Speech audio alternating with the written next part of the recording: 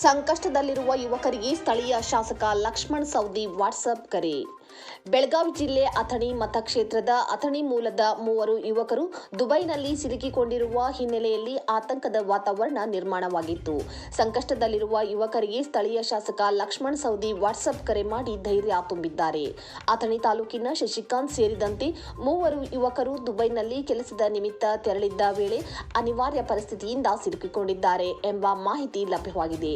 ವಿಷಯ ತಿಳಿದ ತಕ್ಷಣ ಶಾಸಕ ಲಕ್ಷ್ಮಣ್ ಸವದಿ ಅವರು ಶಶಿಕಾಂತರಿಗೆ ನೇರವಾಗಿ ವಾಟ್ಸಪ್ ಕಾಲ್ ಮಾಡಿ ಮಾತನಾಡಿ ಯಾವುದೇ ಆತಂಕ ಪಡುವ ಅಗತ್ಯವಿಲ್ಲ ಎಂದು ಭರವಸೆ ನೀಡಿದ್ದಾರೆ. ನಿಮ್ಮನ್ನು ಸುರಕ್ಷಿತವಾಗಿ ಕರೆತರಲು ಎಲ್ಲಾ ವ್ಯವಸ್ಥೆಗಳನ್ನು ಮಾಡಲಾಗಿದೆ. ಸರ್ಕಾರದ ಮಟ್ಟದಲ್ಲಿ ಅಗತ್ಯ ಕ್ರಮ ಕೈಗೊಳ್ಳಲಾಗಿದೆ ಎಂದು ಸವದಿ ಅವರು ಯುವಕರಿಗೆ ಧೈರ್ಯ ತುಂಬಿದ್ದಾರೆ ಎನ್ನಲಾಗಿದೆ.